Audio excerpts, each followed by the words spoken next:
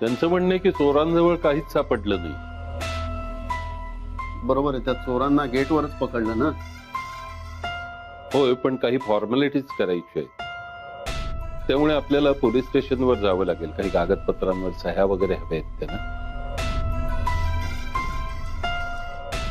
वासकर दिनकर, तू जा police station. मी जातो police station. आणि देवदत्त, हा. तू आणि अनंता आपण पेढीवर जाऊया. काय? हो, ठीक. चल.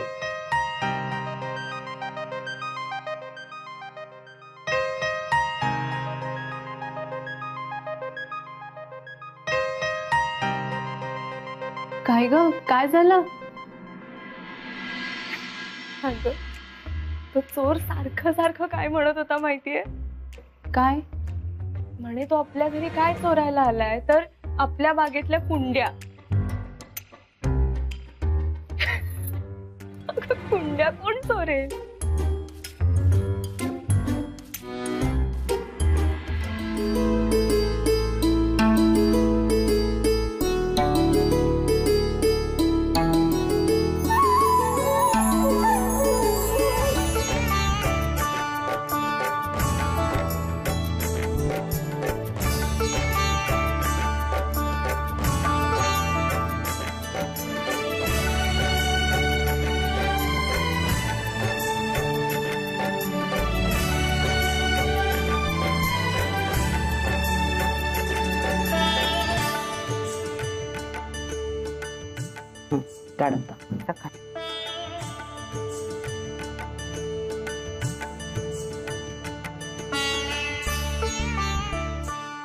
सावकाश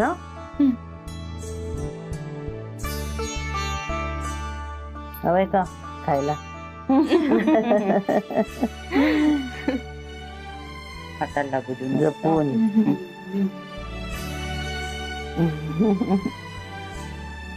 आणि कसं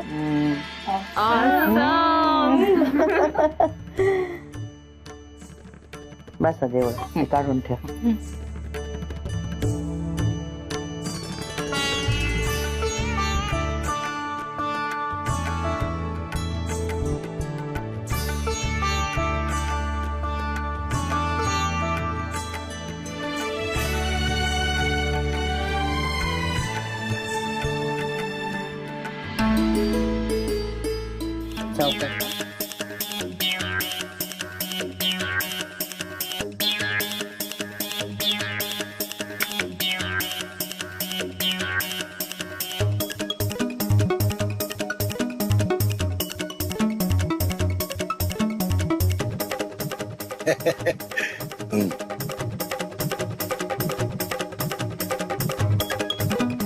आता लवकर.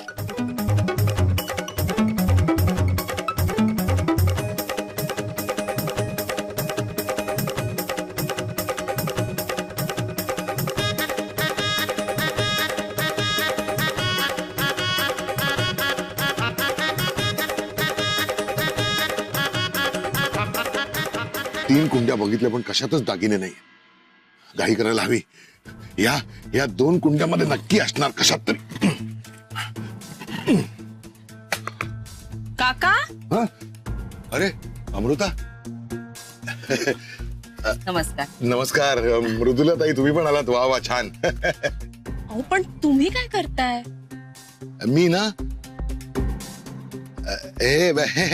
खरं सांगू का तुला, इथल्या वास्तव्यात ना मला खूप लळा लागला होता या झाडांचा. म्हणून त्यांच्यासाठी थोडासा खाऊ घेऊन आलो तुम्ही. जरा चष्मा ठेवता का केस मध्ये? हो ठेवते. Good night. हो. काय काय काय झालं? कुठे चाललाय? सर, चष्मा द्या.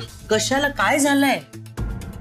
अहो, दुकानातल्या पेढीवरून 6 पुष्कराज, 5 माणकं आणि काही पाचू आणले. ते इथे घरच्या पेढीच्या तिजोरीत ठेवायचे. झोपेमुळे विसरूनच गेलो. द्या, मी ठेवते. एवढं दमाला झालं आणि तुम्ही कुठे चाललायत? तरा तरा मी ते ठेवून खाली पटकन येते. थँक्यू म्हटलेलं चालेल का? मग एकदा म्हणून नाही भागणार. जप करावं लागेल थँक्यूचा. हो हो हो हो तो सारखा चालू असतो मनातल्या मनात. हो का? हो तुम्हाला नाही म्हणत थँक्यू, मग बाई कुणाला? देवाला. तुमच्यासारखी सहधर्मचारिणी दिली म्हणून. पुरे आता. चला झोपा लवकर, धमाल झालंय ना. आलेच मी.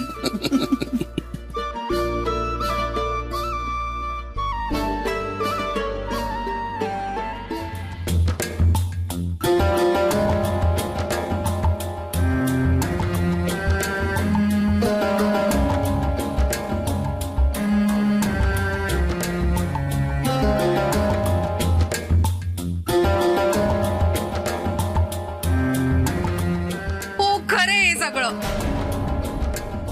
मी म्हणालो ना तुम्हाला, जशी मला माझी अमृता तशी ही तुमची किया. रडू नकोस बाळा. अगं ही गोष्ट किती दिवस लपवून ठेवणार होतीस तू? म्हणजे इतके दिवस तुम्ही दोघं मिळून माझ्या डोळ्यात धूळ फेकत होतात तर मग काय करणार हो? आय लव्ह अक्की आणि मी नाही राहू शकत त्याच्याशिवाय. तसंच तो पण नाही राहू शकत माझ्याशिवाय.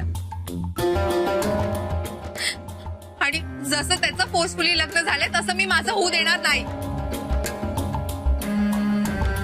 मी अक्कीशिवाय कोणाशीही लग्न करणार नाहीये. Please please try to understand. हे बघा अमृताही हेल्प करते आम्हाला आणि त्या दोघांनी ठरवलंय की पुढच्या काही महिन्यात ते दोघं सेपरेट होणार आहे. मग मी आणि अक्की लग्न करणार आहोत. And this is final. I can't live without Akki. ताबडतोब माझ्या नजरेसमोरून चालती व्हायचं. चालती हो, चल. जाते. मला उगाच कधी ओरडते का बाळा? नाही ना. मग आता आधी रडणं थांबव बघू. घाबरू नकोस. काय ते नीट सांग मला. बाई हं. बाई मला बाळ व्हावं म्हणून मी ही पूजा करते. तुम्ही तिघांनी मिळून मला आतापर्यंत उल्लू बनवलं. पण डॅड शांत राहा. माझं ऐकायचं फक्त आता.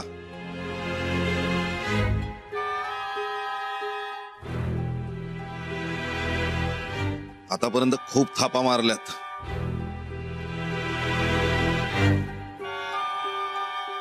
आता माझ्या प्रश्नांची खरी उत्तरं द्यायची. मान्य आहे?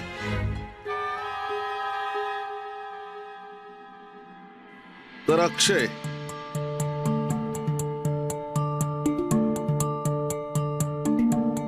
तुझं मिंटूवर प्रेम आहे. हो. अमृता, तुझं अक्षयवर अजिबात प्रेम नाही.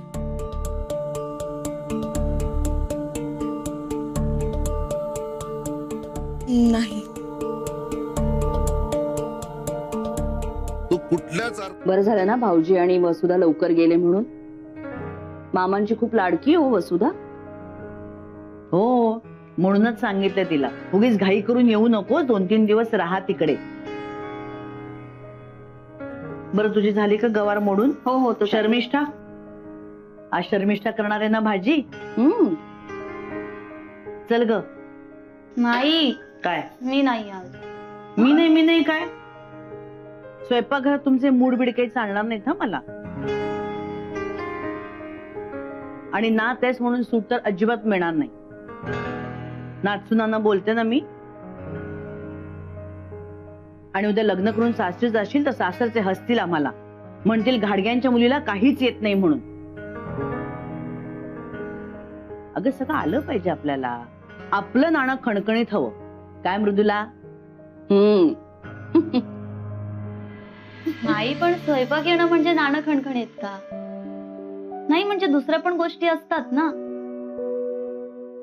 आणि आता खरंच पूर्वीसारखं राहिलेलं नाहीये. शर्मिष्ठा